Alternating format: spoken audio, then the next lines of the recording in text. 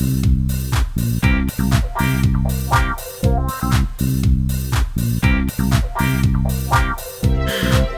back to Go Fund This. I'm Rob Southgate. Today I've got a very jovial, if you couldn't hear him laughing already, I've got Chad Hawks with me. Or actually, Chad, do you prefer if I just call you the Crypt Keeper?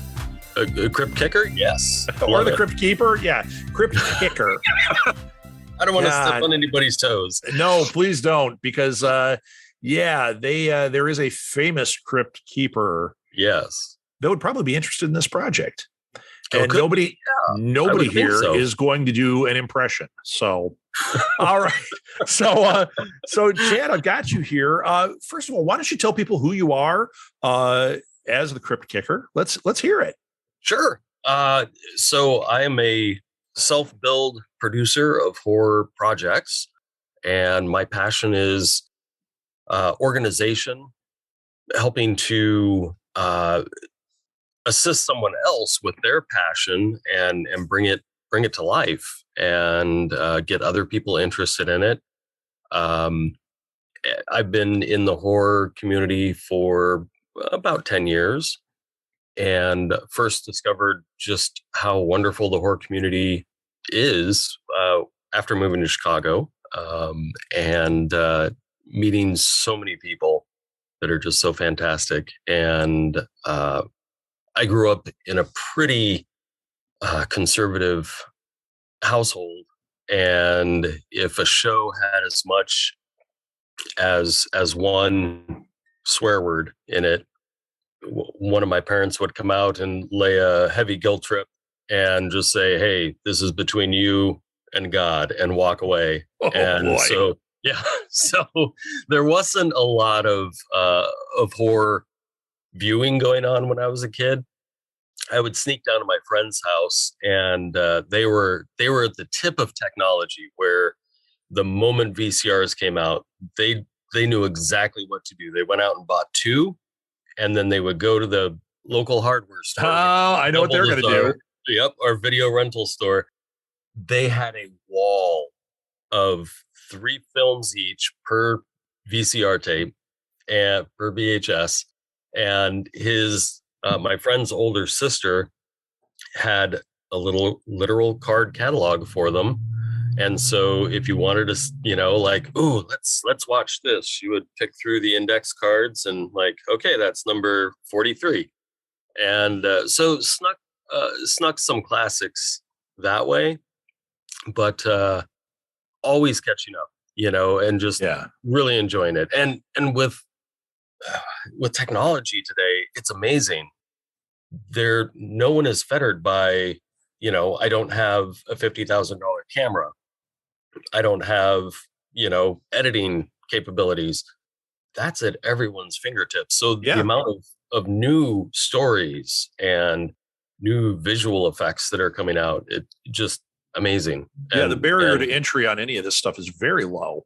Yeah. And your imagination can run wild on it. And horror is such a great genre for that, because really your only goal is to titillate and scare. Right. Even if it's a little scare. You've really got one goal. So play in that sandbox and see what's going to work.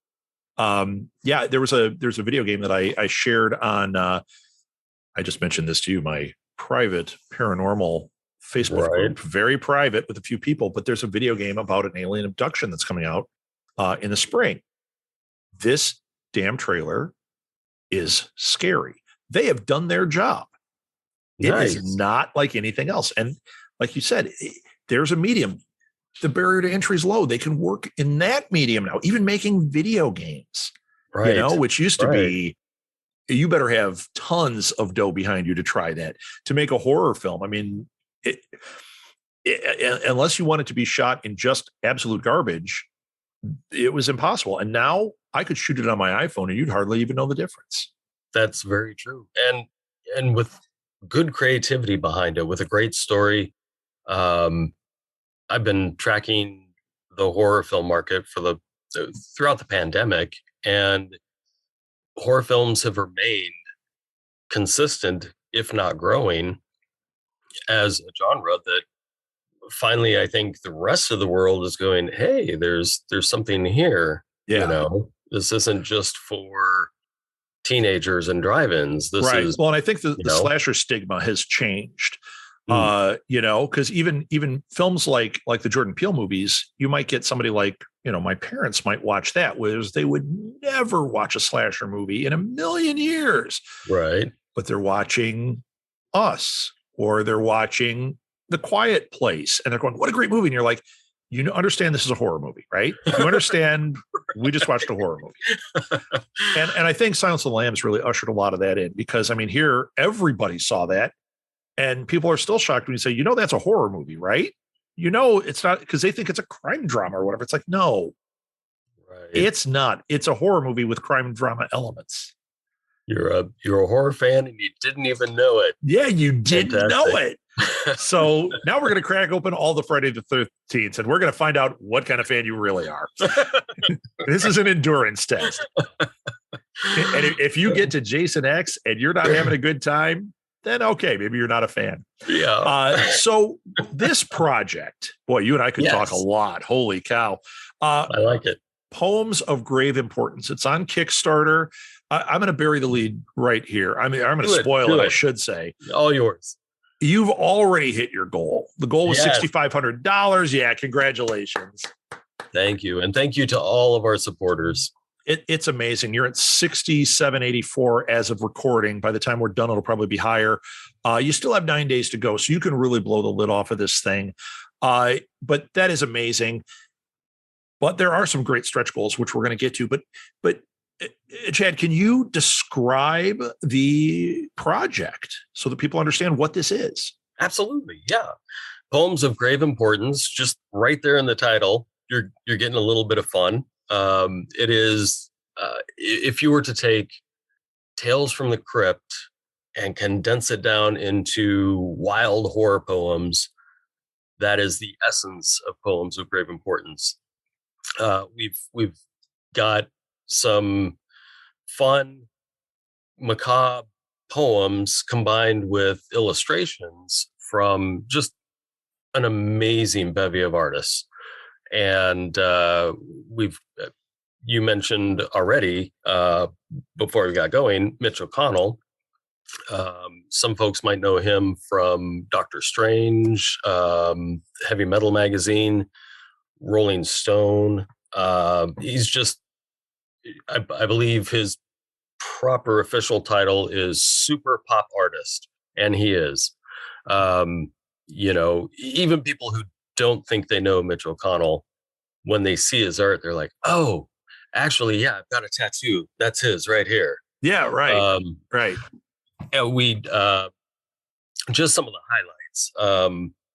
IB Trav, he's done some Scooby-Doo horror movie mashups, as well as a lot of iconic horror themed illustrations that are just fantastic. Hilary Barta, who you might know from Simpsons Treehouse of Terror.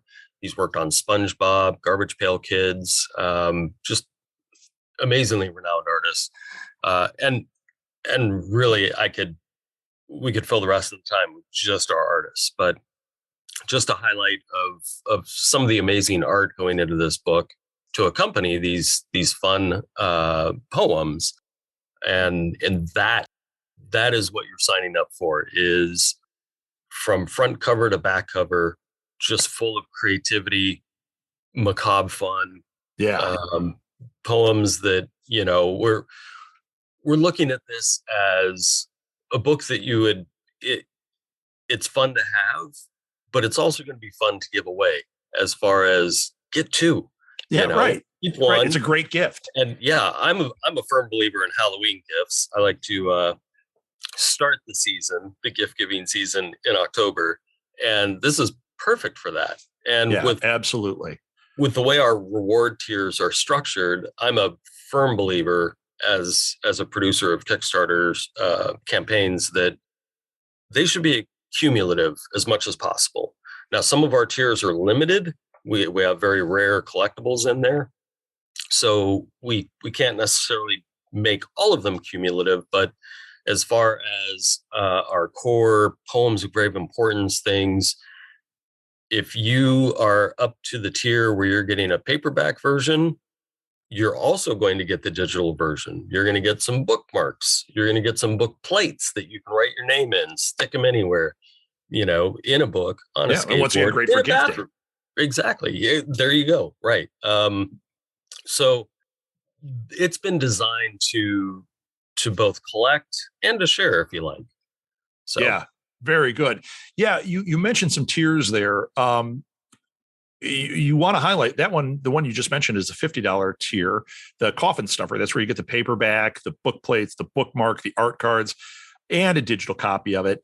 Are there any others that you're like, this is a tier that stands out? Yes, and that one, a little bit of a surprise, but also not really. Our hardcore horror fiend tier has just been mega popular. It's the one that it's either the coffin stuffer tier or the hardcore horror fiend tier that people just seem to gravitate towards.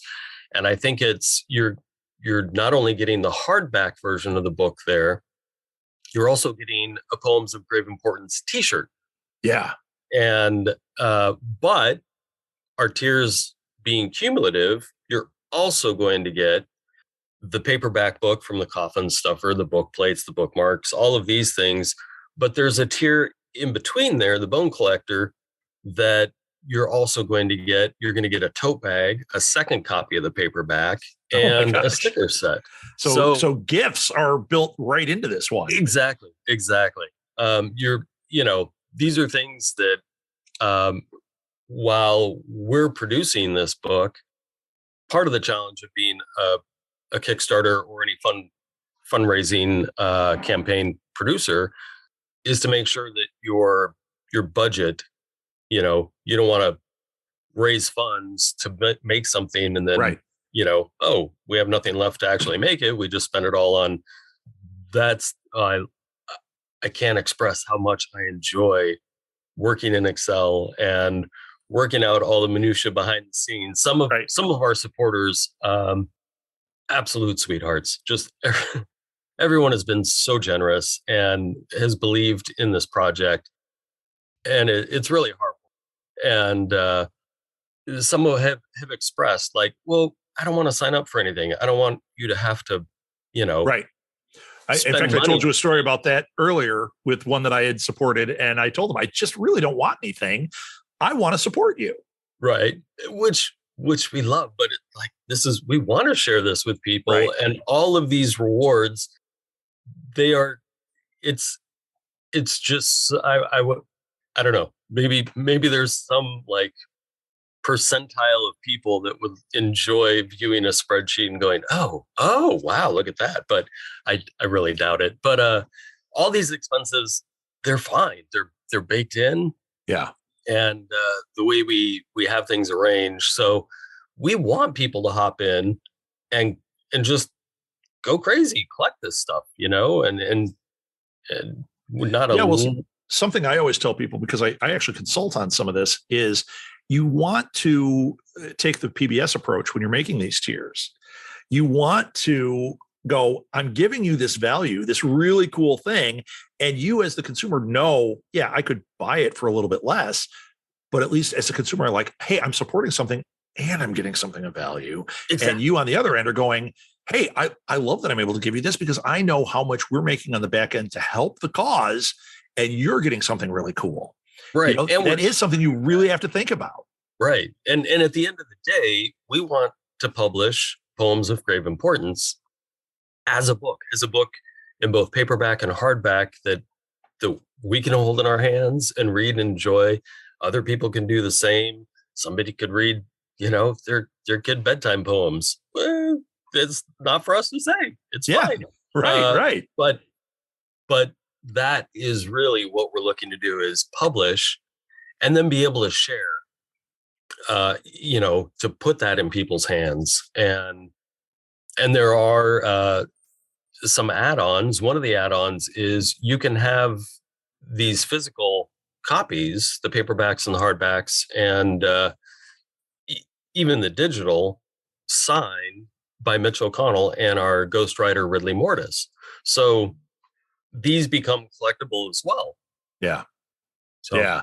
that's so fantastic. So fantastic. Now, I do want to address one thing. We always have to talk about risks and challenges. There are none. You've been absolutely funded. So everything now is cake. And that's something that I know some people really care about that. Like, I don't want to do this and then have it not happen, even though it doesn't charge them anything. It's still kind of strange. It's a mental but there is no risk here. This is happening. What about stretch goals? Because we are into the stretch goal area here. So yes, what are some upcoming stretch goals here?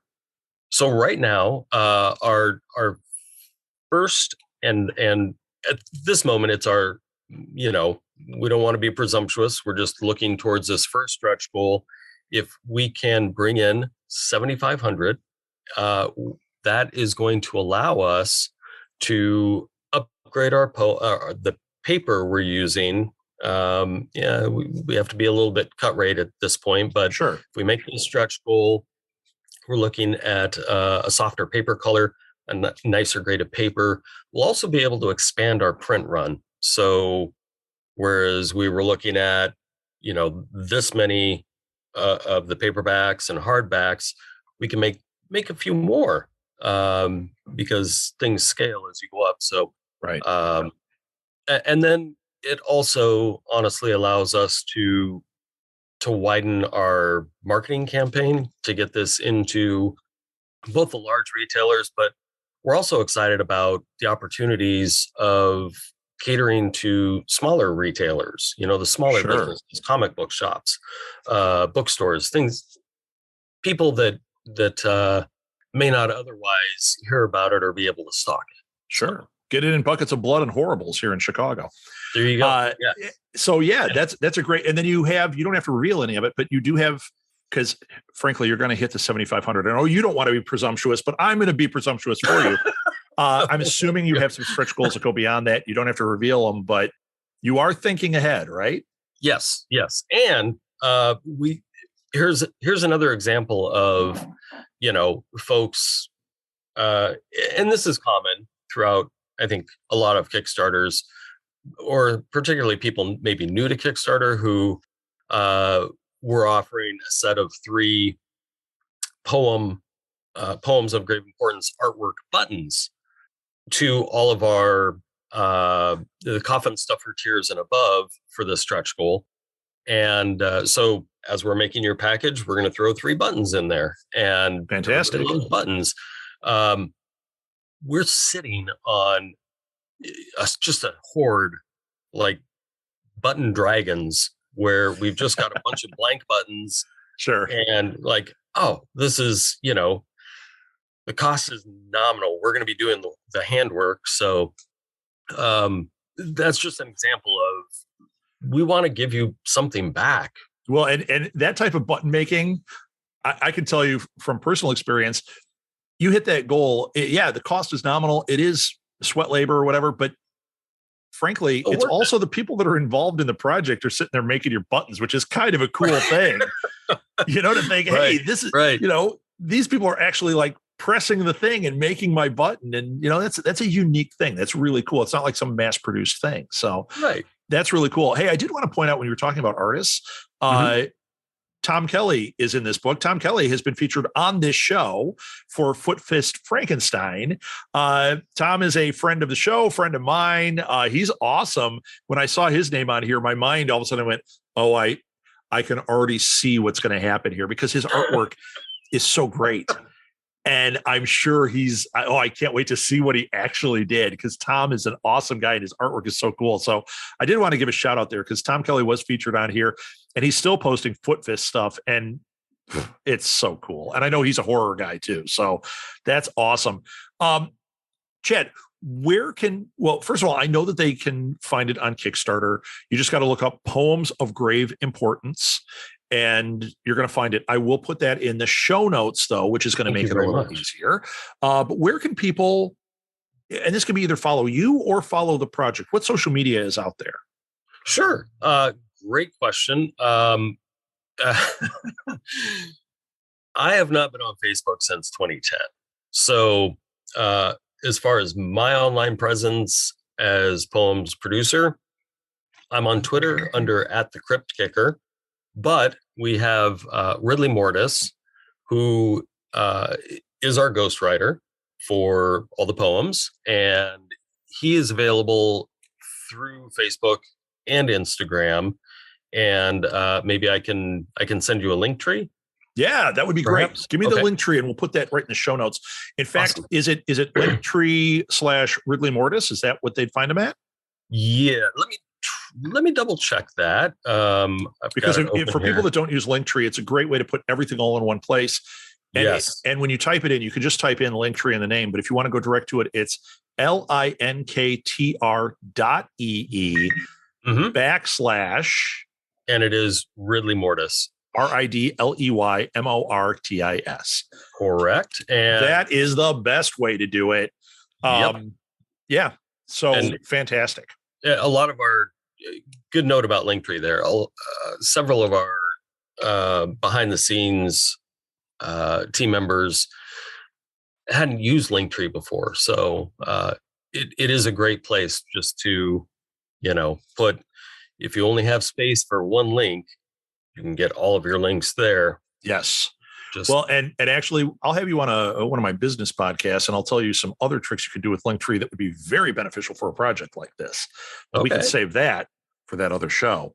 I love it. So yeah, I think I'll do that. Let's even throw that out there. Chum the Water. Maybe I'll do it on New Media Lab or not. We'll find out.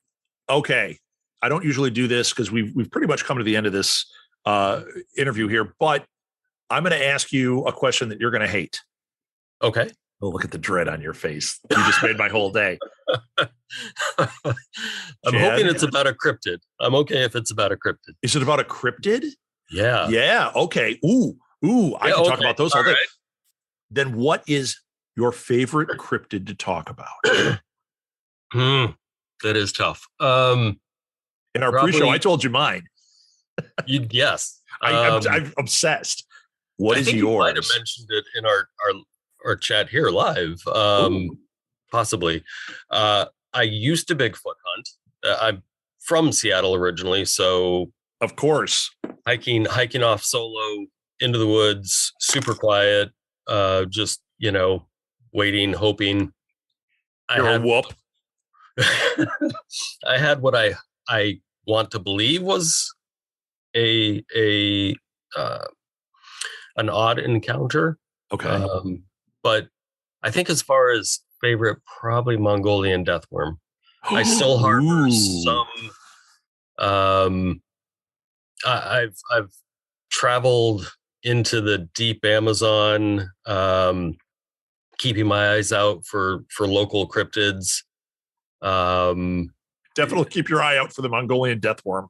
Yes, I still have some small dream that someday I can go to the Gobi Desert and put together an expedition of just wandering around and waiting to get electrified to death,